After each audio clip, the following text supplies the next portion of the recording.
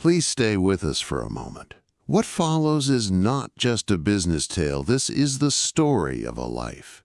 It is the story of a boy raised in hardship. He witnessed his father's suffering. He lived in rundown apartments. He moved through the world feeling invisible. Yet, he would go on to create a globally loved brand. It was more than just a simple coffee shop. It was a brand that transformed morning rituals worldwide. And no, he did not come from a wealthy family. He had N.O. special connections. He did not even found the company he would later rebuild. People laughed at him. They rejected his ideas. They told him no one would ever pay $3 for coffee. He heard the word N.O. again and again. It was not once or 10 times. The final count was 217 times. But he succeeded anyway. His name is Howard Schultz. This is the tale of his painful childhood. How it inspired a billion-dollar brand. How he turned coffee into a culture. And how rejection became the energy that drove him. As you listen, you are also improving your English. We use clear, emotional storytelling for beginners. This method helps you learn new words. It teaches real lessons from life. You can become fluent through these stories. So grab your coffee or hold on to your dreams. This is not a story you will simply remember. This is a story that could change your life. Part 1. The Boy Who Grew Up in Payne, Brooklyn, New York. The year was 1953. Howard Schultz was born into a difficult world. Life was hard, so dreams were often small. He grew up in the Bayview housing projects. This was government housing in a tough Brooklyn area. Families there lived from one paycheck to the next. His father drove a delivery truck.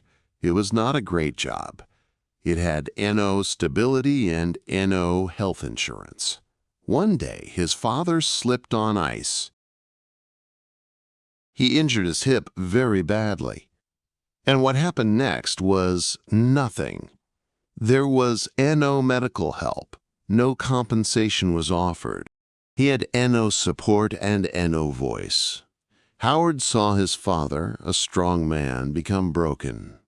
He seemed hopeless almost overnight. He watched him on the couch, jobless and depressed. His father was filled with shame. There was no one there to help. No one seemed to care. Howard later said that moment changed him deeply. He saw what it felt like to be a number. He was not seen as a person. He promised himself something. If he ever started a company, it would honor people. It would never crush them. He was only a young boy. But that pain remained in his soul. His family was so poor. Howard felt embarrassed to have friends over. He had no room of his own. He had no luxuries. Sometimes he lacked enough clothes. He once said, "Poverty leaves a shadow. When you are that poor, you never forget it." But this shadow did not destroy him. Instead, it ignited a fire inside him. Howard had no clear path to success, but he possessed one great power: determination. He was active in sports. He took on odd jobs. He delivered newspapers. He carefully saved his money. Against every odd, he went to college. He was the first in his family to do so. But even this was not simple. He did not attend Harvard. He went to Northern Michigan University. He had a football scholarship. He also worked as a bartender and salesman. This helped him pay for his education. After graduating, he began selling for Xerox. At the time, it was a top company for sales training. He was skilled, extremely skilled. But Howard still wanted something more. One day, he took a job at a small kitchenware firm. His role was to sell coffee makers to local cafes. And then, something unexpected occurred. He was looking at sales data. He saw one small Seattle client was buying many machines, more than anyone else. He grew curious and flew there to investigate. The name of the company was Starbucks. Back then, it had only 4 stores. It did not even serve coffee to drink. It just sold beans, grinders, and other equipment. But he sensed something about the people. The energy and the philosophy were special. Howard fell in love with it. He said there was something magical about Starbucks. He saw more than coffee beans. He saw warmth, genuineness, and culture. In that moment, a seed of an idea was planted. He left his current job. He joined the Starbucks team. He had no clue this small choice would start a huge battle. Howard Schultz understood pain. He had known what it was to feel invisible. He had experienced poverty, hopelessness, and shame. But he also carried a dream. He wanted to create something better than his father had. He wanted a company that would respect its people. And he had just found the perfect place for it. That place was Starbucks. What he did not know was coming.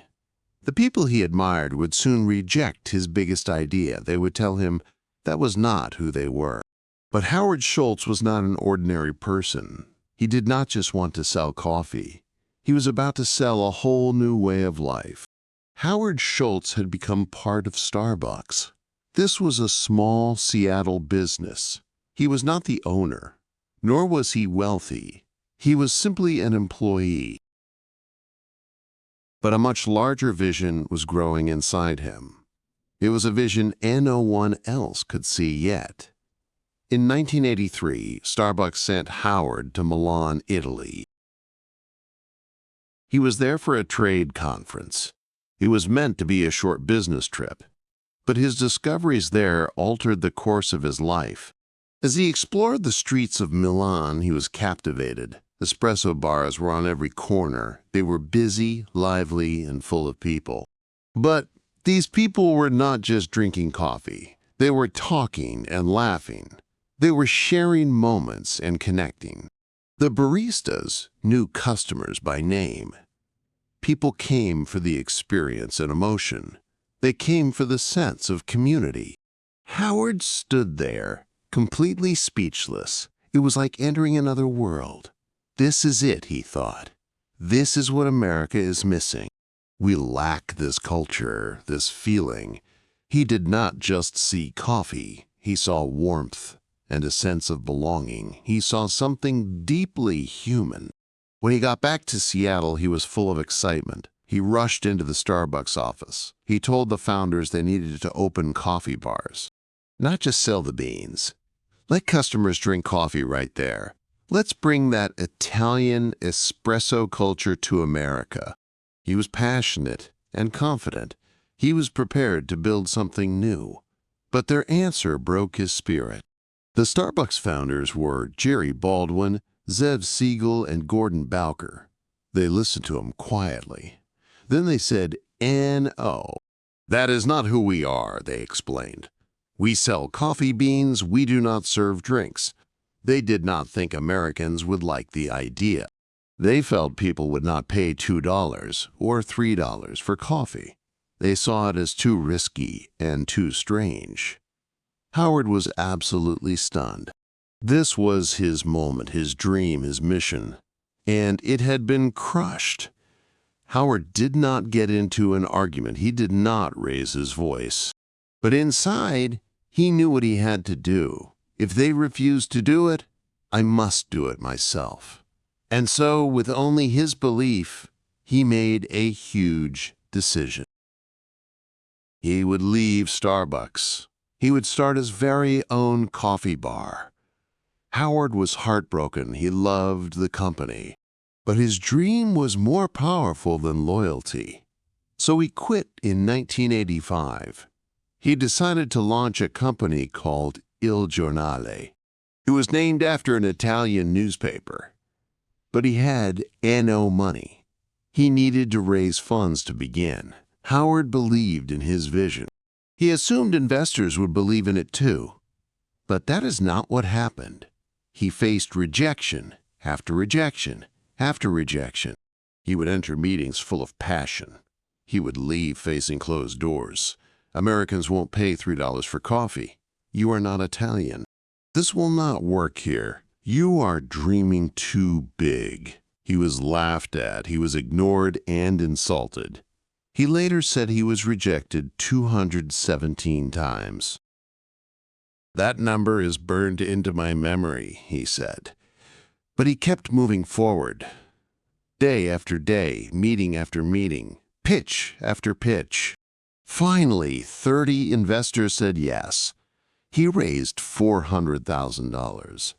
In 1986, his first coffee bar opened in Seattle. It was more than a coffee shop. It was a love letter to Italy. Howard made sure it all felt different.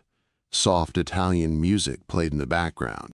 Baristas remembered customer names. You did not just get coffee.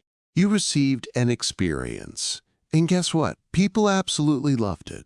They did not mind that it was new. They did not care about the cost. They came for the feeling. Il Giornale was an immediate success. Howard had proven them all wrong. While his new company was growing, something happened. The founders of Starbucks made a decision. The very men who had said no decided to sell. They were ready to move on. Starbucks now felt too small for them. Howard saw his opportunity. It was a big one, a dangerous one. The dream he was once denied was now for sale. But there was one major problem. In 1987, Howard learned the asking price. He needed $3, $8 million to purchase Starbucks. That is nearly $10 million in today's money. And Howard did not have that much cash. He was still a small operator, still building. But this was not just a business transaction for him. This was deeply personal. This was his life's dream. So once more, he went into battle. He spoke with every investor he could find. He begged and he pitched. He even cried. He told them, "This is not just about coffee. This is my life's purpose." Finally, after weeks of hard work, he raised the funds. And in August of 1987, at 34 years old, Howard Schultz bought Starbucks. The price was $3. $8 million. He did not just buy the company, he bought back his vision. Part 2, the coffee that became a culture. It was the year 1987. Howard had just purchased Starbucks. But what did he really buy? It was not a global brand. It was not profitable. It was not even a real cafe. All he had were 6 stores, a small plant for roasting beans, a confused brand image, and just a few dozen employees. The company did not serve coffee to drink. It only sold coffee beans, machines, and tools. There were no lattes or cappuccinos, no frappuccinos, and no background music. Nothing you see today existed back then. Howard had a huge mountain to climb. Howard did not just want to own Starbucks. He was determined to transform it. His mission was perfectly clear. Starbucks will not just sell coffee. It will sell an experience, a feeling, a third place between your work and your home. So he immediately got to work. Howard followed 3 core principles. First, create a human connection. Customers should feel seen, valued, and respected. Second, design stores with genuine emotion. Each location would be warm and inviting. It would have soft lights, music, and a unique aroma. Third, make every cup feel personal. The baristas would learn names, smile, and act like family. He did not want to sell coffee fast. He wanted to create rituals, emotions, and community. Just like the cafes he had seen in Italy, Howard paid attention to tiny details. Details that other businesses ignored. The smell inside the store was key. Food smells should never overpower the coffee aroma. The music was important. Every Starbucks had special playlists for the mood. The seating was cozy, never cramped. The counters were designed for easy conversation. Baristas and customers could talk comfortably. The lighting was always soft, not harsh. Names on cups made each customer feel special. And most critically, the person serving was not just making coffee, they were creating warmth. Howard believed employees were the heart of the brand. He did not call them staff, he called them partners. Even part-time baristas received healthcare benefits. They got stock options and training. The training was not just for skills. It was for the soul of the business. This was groundbreaking in America, especially for a coffee shop. Howard said if we treat our people well, they will do the same for customers. Then everything else will fall into place. He made sure baristas looked customers in the eye. They would smile and ask about your day. They remembered the regulars. At Starbucks, you were not just a number. You were a name, a person, a story. In 1987, when Howard took over, there were just 6 stores. The company had no national presence. It had a huge vision, but very little profit. In the next 5 years, he grew it to 165 stores. They opened in cities like Chicago, Vancouver, and New York. But this growth was not random. Every location was chosen with care. Each store was designed to build a community, not just to sell coffee. Howard refused to franchise the stores. Why?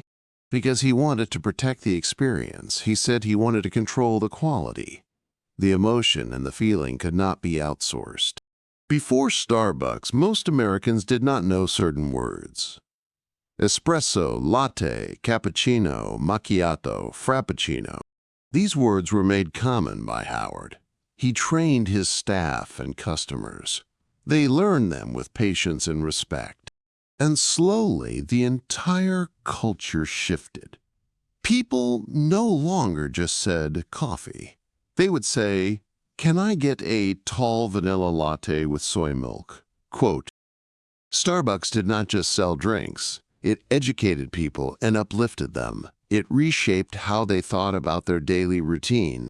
Howard understood the power of a brand. He did not just want a good cup of coffee. He wanted customers to feel proud holding a Starbucks cup. So they invested heavily in design. They created a clean, simple logo. They used high-quality cup materials. The green and white branding was consistent. It created a sense of a premium experience. Soon, holding a Starbucks cup became a statement. I am successful. I have good taste. I take care of myself. This is my time. Howard realized something profound.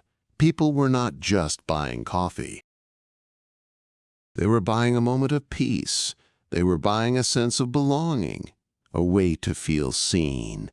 And that is precisely what he gave them.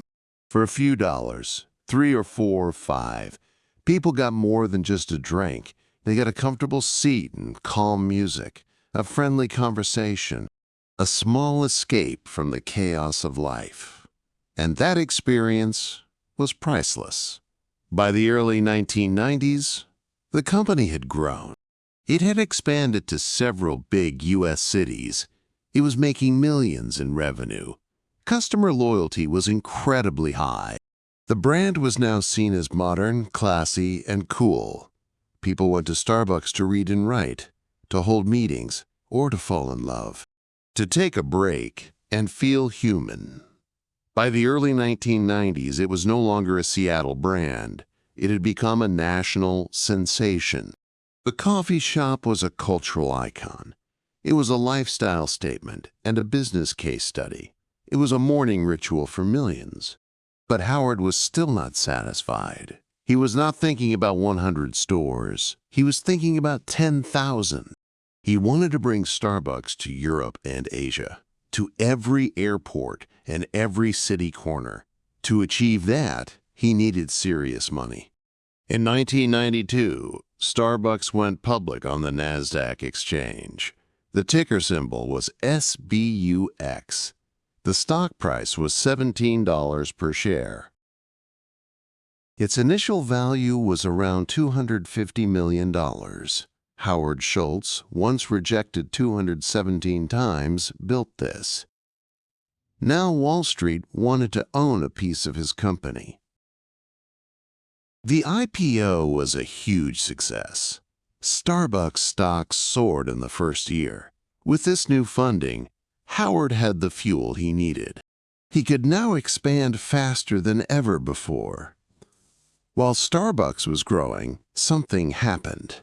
It was 1994 in Santa Monica, California. A small group of baristas noticed a trend. Customers wanted cold, blended coffee drinks. At the time, Starbucks had NO cold coffee menu. But these baristas did not wait for permission. They started to experiment. They blended espresso with ice, milk, and chocolate. They added whipped cream and created something new. When Howard heard about it, he was not angry. He did not say it was not in the manual. Instead, he tried the drink and smiled. "This is brilliant," he said. "We are launching this nationwide." In 1995, Starbucks officially launched the Frappuccino. It became an instant HIT, especially with young customers. In its first year, it generated over $50 million. It was not part of the original business plan, but it became one of their most successful products. With momentum growing in the U.S., Howard looked outward. He looked beyond America's borders. His first international target was Tokyo, Japan. Why Japan? Japanese culture values ritual and precision. They also had a rising interest in Western lifestyles. It was the perfect mix of old and new. In 1996, Starbucks opened its first store outside the U.S. It was in Tokyo. And guess what? It was a massive success. People waited in long lines. It became a fashion statement. This set the stage for global expansion. After Japan came the UK, China, and Singapore. Then South Korea, the UAE, Germany, and many more. By the end of the 1990s, Starbucks was in over 20 countries. As the company grew, so did the numbers. By 1997, there were 400 stores. By 1999, over 500 stores. Annual revenue was over $1 billion. Howard's net worth exceeded $100 million. But with success came new problems. When you grow from one store to 500 in a few years, quality control is hard. Some issues began to surface. Inconsistency became a problem. Some stores felt warm and personal. Others felt cold and mechanical. Stores became too busy and overcrowded. People complained about long waits and noise. The standardization felt too corporate, the same colors, music, and design. Howard felt something was wrong. I did not want to build McDonald's, he thought. I wanted to create something meaningful. But now Wall Street was a major factor. Shareholders demanded faster growth. They wanted more stores and higher profits. Howard was caught in a struggle between his vision and the speed of growth, between purpose and pressure, between soul and scale. At this point, Howard Schultz was more than a CEO. He was managing thousands of employees. He oversaw global operations. He dealt with investors and protected the culture. He was completely exhausted. In the year 2000, he made a shocking announcement. After leading Starbucks for nearly 20 years, he was stepping down. Howard said he had taken the company as far as he could. Now it was time for someone else to lead. He remained as chairman, but he gave daily leadership to others like Orrin Smith and Jim Donald. The new leaders focused more on numbers, growth, stock prices, and efficient systems. And at first, their strategy worked. Stores continued opening, and profits grew. The stock price kept climbing. But something else was growing too, a sense of disconnection. Howard later said he would walk into some stores. He did not recognize them. They were clean, busy, and profitable. But the soul of Starbucks was missing. That warm, personal feeling was fading. By 2007, small cracks turned into major shocks. The global financial crisis struck. Consumers were spending less money. Critics started to ask a tough question. Why pay $4 for coffee during a recession? Starbucks began to close stores. They cut jobs and faced public criticism. Its stock price fell from $40 to just $8. That was an 80% crash. Suddenly, the company that seemed unbeatable looked vulnerable. It looked like it might actually collapse. Howard watched it all from a distance. He felt helpless, frustrated, and heartbroken. But he was not finished yet. Part 3. The Comeback of a Broken Dream. It is the year 2008. Starbucks is in serious trouble. The global economy is falling apart. The world is in a deep financial crisis. People are losing their jobs. Families are cutting back on spending. Suddenly, a $4 coffee feels different. It no longer feels like a small treat. It feels like a luxury people cannot afford. Sales dropped, and customer visits fell. Store traffic slowed to a crawl. Starbucks was once a symbol of modern culture. Now it was seen as overpriced and overexpanded. And the financial numbers were brutal. In 1 year, the stock price fell from $40 down to under $8. The company lost over $6 billion in value. Store closures began. Hundreds of locations were shut down. Thousands of employees were laid off. Morale inside the company collapsed. The magic was officially gone. And behind all of this, one man was watching. Howard Schultz was heartbroken. He was no longer the CEO. He had stepped down in 2000. But he was still the chairman, observing from afar. He would visit stores and feel a sharp pain. "This is not what I built," he would whisper. He saw dirty floors and distracted baristas. He saw empty chairs. He saw customers who felt rushed and ignored. Everything he believed in was fading. Connection, experience, and emotion. Then one day, the board of directors came to him. "Howard, we need you to come back," they said. It was January 2008. Howard Schultz, now 54 years old, returned as CEO. But this time was different. He was not returning for a celebration. He was coming back to save a dying dream. And he knew the truth. This would be the hardest fight of his entire life. The world was in a crisis. The media was doubtful. The company itself was collapsing. And worst of all, the culture was broken. But Howard did not hide. He stepped in with fire in his eyes. He told his team they had forgotten their purpose. "We are not in the coffee business serving people. We are in the people business serving coffee, and we have lost our way." Howard started with radical moves. First, he closed 900 stores.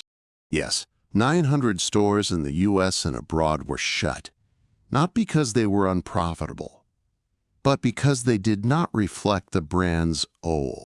Second, he fired thousands of employees. It broke his heart, but it was necessary. If we do not make cuts now, we might not survive. Third, he stopped all new store openings. Growth was paused so focus could return to quality. Fourth, he cut his own salary. He reduced it to just $1 a year to send a message. This is not about ME, this is about saving US. Fifth, he retrained every single barista. Howard shut down all 7,000 U.S. stores for 1 day. It cost millions of dollars in lost sales, but to him, the price was worth it. That day, Every Starbucks partner was retrained on espresso.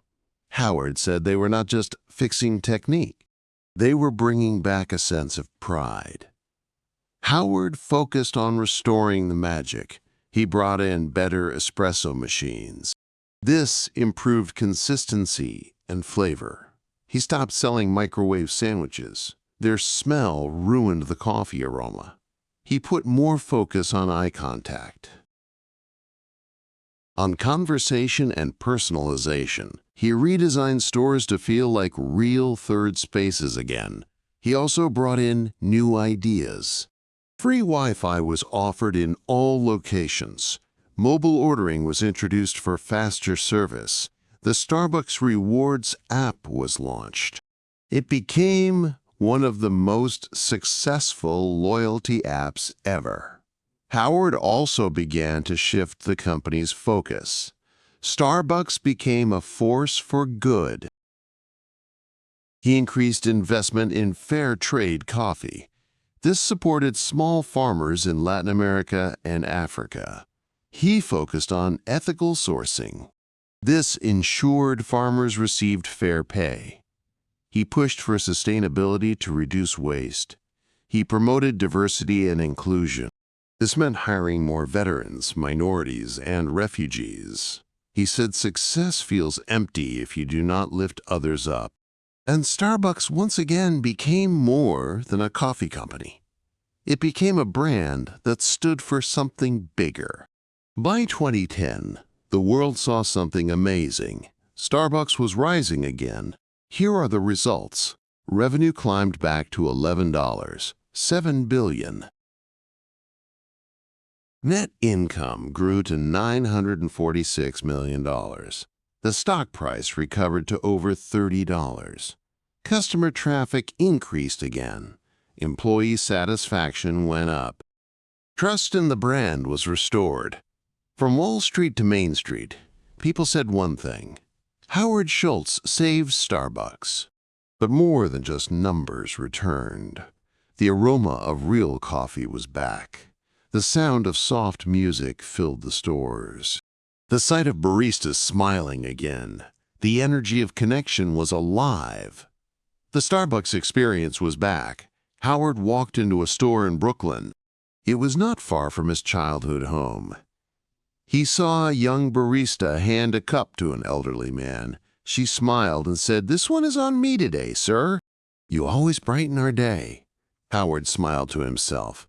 That, he said, is what this is all about. Part 4, The Final Cup.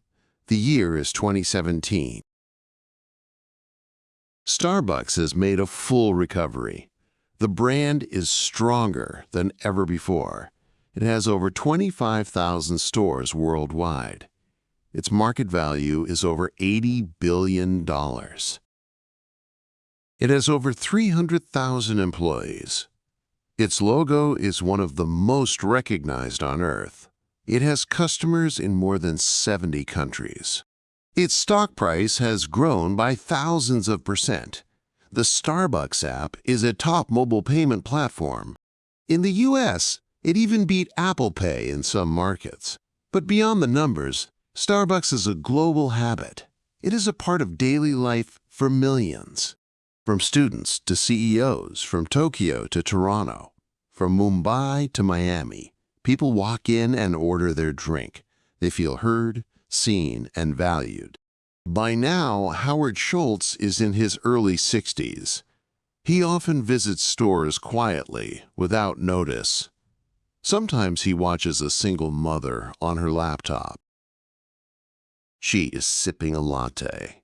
Sometimes he sees a homeless man get a warm coffee. A smiling barista hands it to him, and sometimes he just hears the sounds: laughter, music, and a sense of peace. And he thinks, this is exactly what I dreamed of. Not a product, but a place, a feeling. He did not want to build the biggest coffee company. He wanted to build the most human one. And he succeeded. Let's pause and consider the scale of his work. In 1987, there were 6 stores. In 2017, there were over 25,000. Revenue was $5 million a year. Now, it is over $22 billion a year. Employees went from a few dozen to over 300,000. The company was in one country. Now it is in over 70. The IPO stock price was $17 a share. It grew to over $60 a share. Company value went from $250 million to over $80 billion. All of this came from a man raised in public housing. He saw his father suffer. He promised he would never let workers feel unseen. In 2017, Howard Schultz stepped down as CEO again. This time, it was on his own terms. He said it was time for a new generation to lead. "But I am not leaving," he added. "I am just passing the torch." He gave the leadership to Kevin Johnson. He was a former tech executive and a board member. Howard stayed on as chairman, still involved and still passionate, but no longer in charge of daily operations. Howard did not retire to simply relax. Instead, he focused his energy on social issues, human rights and veteran employment, helping communities in need, fixing the American dream. He launched programs to hire over 10,000 veterans. He offered free college education to employees. He provided jobs for refugees and youth. He advocated for racial and economic justice. Howard believed companies have a greater duty than profit. "We are not in business just to make money. We are in business to elevate humanity." Most people are not aware of this. Howard's desire to care for people came from pain. His father, Fred Schultz, was a truck driver. One day, he slipped on ice and injured his hip. He was fired. No compensation, no support, and no respect. Howard was only 7 years old then. He never forgot seeing his father at home, broken in both body and spirit. "I saw what happens when workers are invisible." Starbucks became his answer to that painful memory. So he built a company that offered dignity, where even a part-time barista got health care, and stock options and an education. In 2019, Howard announced he might run for president. Why? Because he believed leadership meant service. It did not mean power. He wanted to bring his human-first approach to politics. He eventually dropped the idea, but his message was clear. "I was a poor kid from the projects. I built something that touched the entire world. So why not use that to heal bigger things?" Today, Howard Schultz is retired from Starbucks, but the culture he created still lives on. In every smiling barista, in every warm cup of coffee, in every customer who feels at peace, in every employee who is called a partner, in every morning ritual that starts with a name on a cup.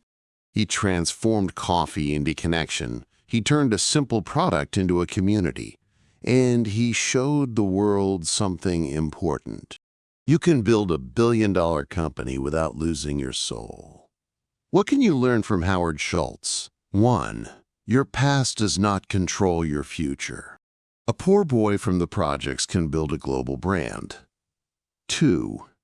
Rejection is not the end. It is often the beginning. Howard was told number 217 times before he found a yes. 3. Lead with your heart, not just your head. Profit is important, but people are everything. 4. Your business is your legacy. Every choice you make affects someone's life. 5. Success is meaningless if your people feel unseen. Howard built a company to heal his father's pain. Howard once said to dream more than others think is practical. Care more than others think is wise. Expect more than others think is possible. And do not be afraid to be the only one who believes. He believed. And because of his belief, over 100 million people visit Starbucks weekly, not just for coffee, but for comfort, connection, and a small piece of hope. And it all began with a boy who had nothing. Nothing except a dream and a reason to never give up. This is the end of the Starbucks story. But this should be the start of your story. Maybe you have no money right now. Maybe your family does not believe in you. Maybe you feel invisible. But remember this lesson. If Howard Schultz could do it, so can you. Do not wait for permission. Do not wait for comfort. Do not wait for the world's applause. Start now. Build, believe, begin, because your dream matters. And one final thing. This story was not really about coffee. It was about life, leadership, love, and legacy. It was told in simple English, so that anyone, anywhere can understand it and feel inspired. So if you learned something today, if you felt something today, please share this story, because maybe someone out there needs to hear it more than you can possibly imagine. Thank you for listening. Thank you for dreaming. And thank you for believing.